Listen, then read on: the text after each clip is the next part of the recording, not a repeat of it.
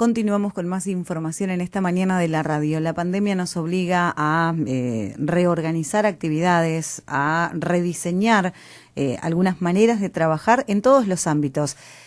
Pero la mirada está puesta en educación. Ayer teníamos la oportunidad de hablar con la inspectora jefa distrital de educación de que hoy por hoy la prioridad en las escuelas es mantener el vínculo entre el docente, el alumno, la familia, pero también avanza el año, avanza el ciclo lectivo y hay que ver de qué manera se va a organizar la continuidad del dictado de contenidos, la respuesta del alumno, la evaluación y el cómo seguir en un ciclo lectivo que todo indica que va a ser prácticamente así hasta el final.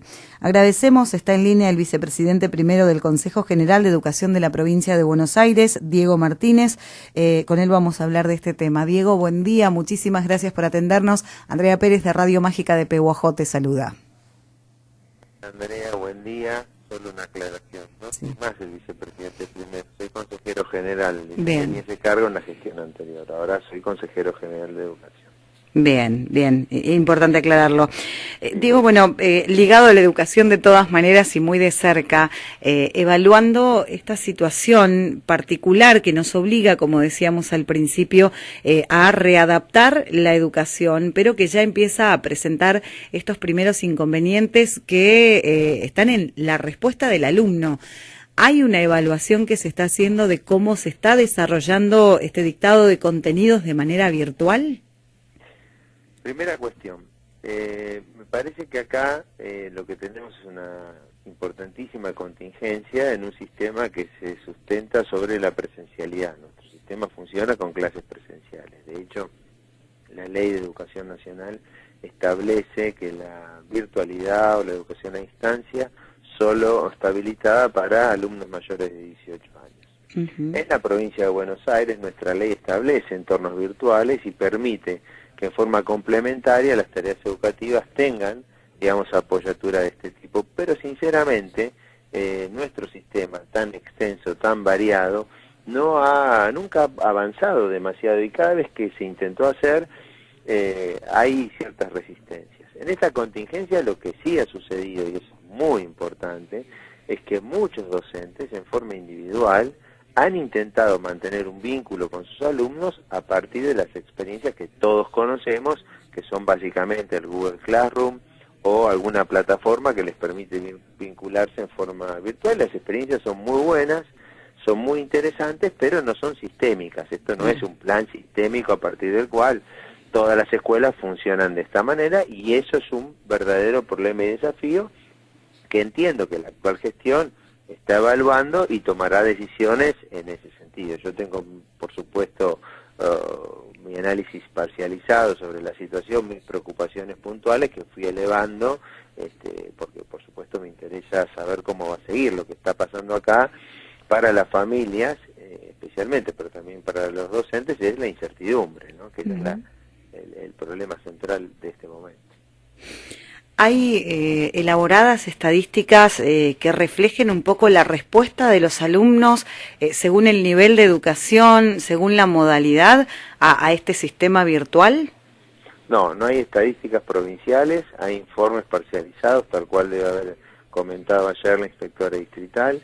Nosotros sabemos que acá hay un tema muy importante, que es que no todas las familias tienen conectividad. Claro. Y básicamente hay un problema central que es el consumo de datos en teléfonos, digamos, ¿no? Porque una cosa es tener el servicio de Wi-Fi o de conectividad en tu casa y que todos los dispositivos que uno pueda utilizar estén en la red, y otra es cuando esto requiere consumo de datos. Por eso es muy importante avanzar rápidamente con el ENACOM para que todos los dispositivos educativos tengan la disponibilidad, sean gratuitos y no consuman datos, porque sí es cierto que en general las familias tienen teléfonos que pueden ser utilizados para la conectividad. De todas maneras, hay que entender que esto no reemplaza, y esta es mi visión personal sobre el asunto, la cuestión presencial.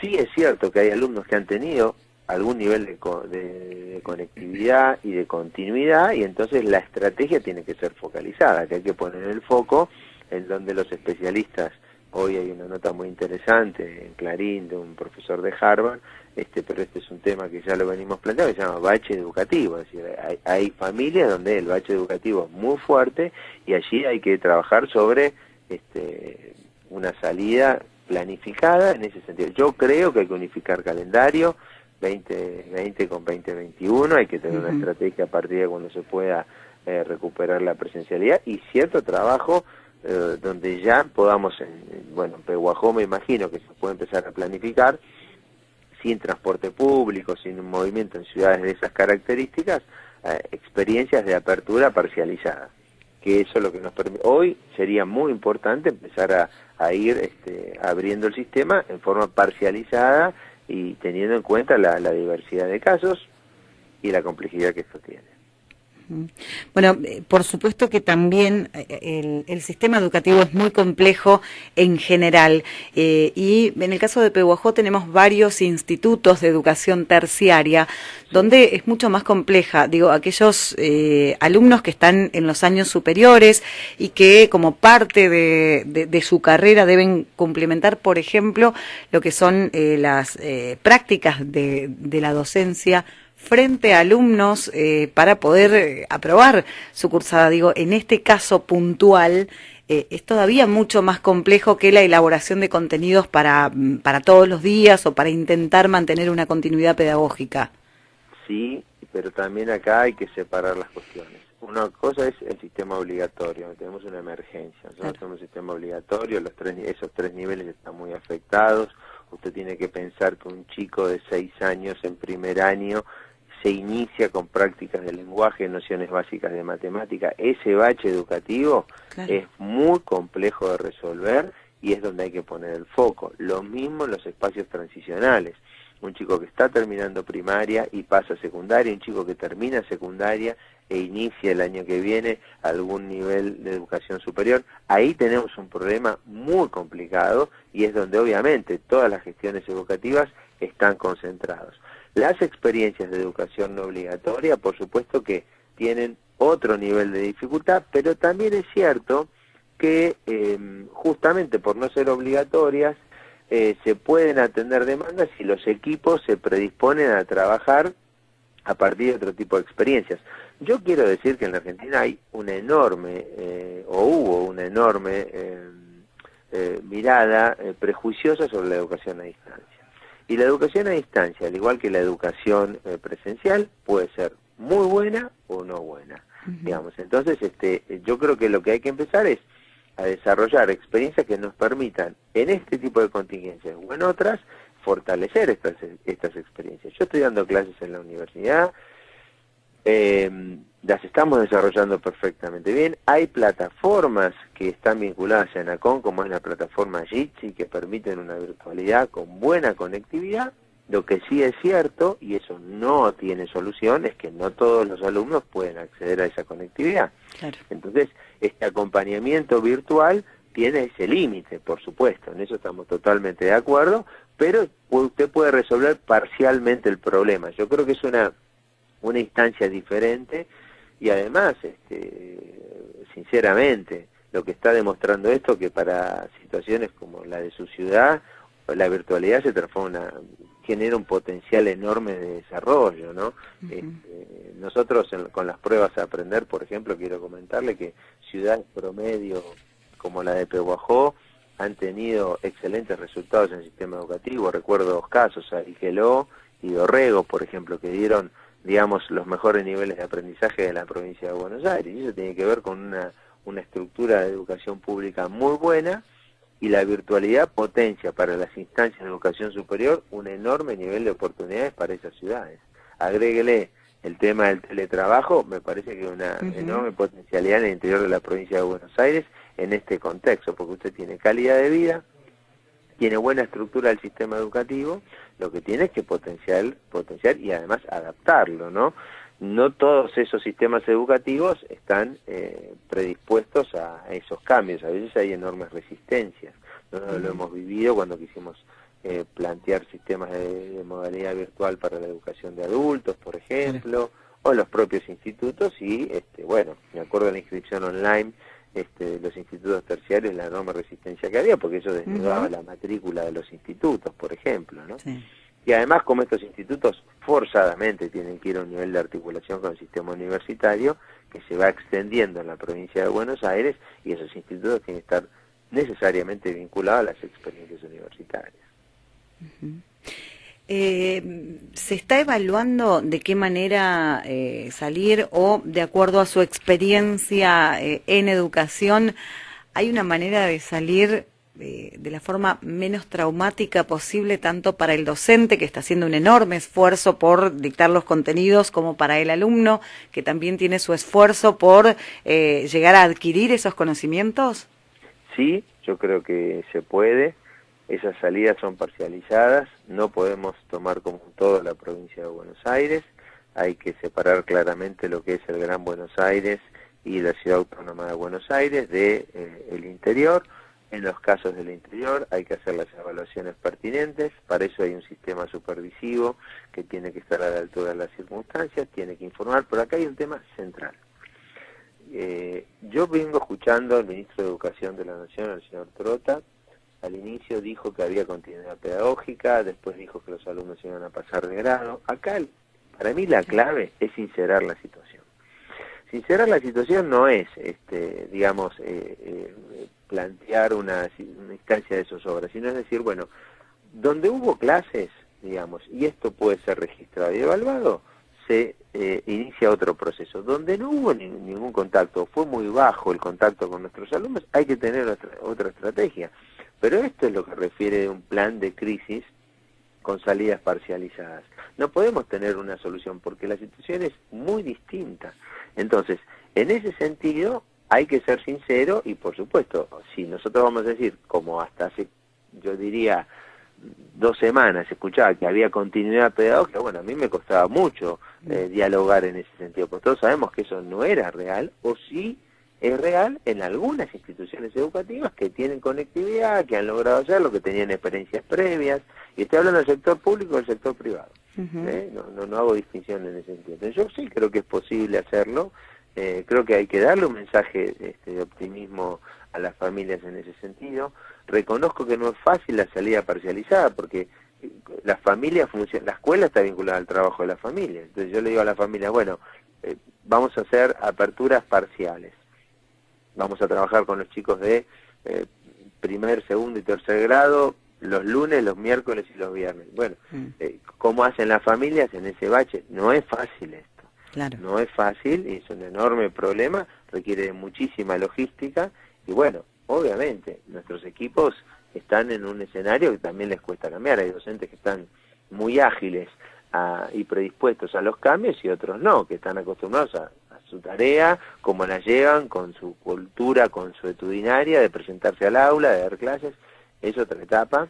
Y bueno, vamos a tener que pensar, desde mi punto de vista, en un trabajo en el receso de verano, que tiene que ser muy fuerte, que articule esas experiencias. Esa es mi visión, pero el gobierno todavía no se ha expresado al respecto. Estaremos siguiendo de cerca, por supuesto que al principio todos entendíamos que era necesario parar todo tipo de actividad con el correr de los tiempos por la economía, por el desarrollo, por un montón de cuestiones. Empezamos a repreguntarnos algunas situaciones y hoy muchas dudas y mucha preocupación tiene que ver con esto, ¿no? Con esta continuidad pedagógica, con saber si el chico con lo que está haciendo en la casa, el que puede, va a lograr superar el año escolar. Bueno, hay muchísimas preguntas, sobre todo de los padres, y mucho trabajo de, como decía, aquellos docentes que están dispuestos a adaptarse a las circunstancias y de todas maneras intentar llegar con los contenidos. Es muy complejo el sistema, pero tal vez se podría comenzar a trabajar para llevar tranquilidad, pero además para garantizar los conocimientos. Sí, mira, además hay que hacerlo porque cualquier docente que trabaja en la provincia de Buenos Aires sabe que cuando llegan los chicos en el mes de marzo, durante los 3 excesivos meses de receso que tiene nuestro sistema, los alumnos no solamente no trabajaron, no profundizaron sus conocimientos, sino que hay que recuperar contenidos del año pasado. Este es un dato de la realidad que cualquier docente de Pebojora usted la llama y se lo va a contar. Entonces, si normalmente eso no sucede en este contexto, que además habíamos empezado y nos interrumpió, eso va a ser más grave. Y lo que no podemos hacer es ocultar ese bache educativo. Tenemos que trabajar, es muy importante concentrarnos en eso, no pensar si los alumnos pasan o no pasan de grado, sino justamente cómo enfocamos eso. Y obviamente también hacer un gran trabajo con las familias para acostumbrarnos a salir de esta situación que es complejísima y que además nos va a poner para los próximos tiempos en una situación de revisión de nuestra forma de trabajar y articular con las familias. Ese desafío es enorme, pero hay algo que me preocupa muchísimo, que es anterior a la pandemia, que es que la escuela, cuando usted mira los datos a aprender, refleja las desigualdades de la sociedad. Entonces, la escuela tiene que transformarse en un espacio de oportunidades para los que menos tienen.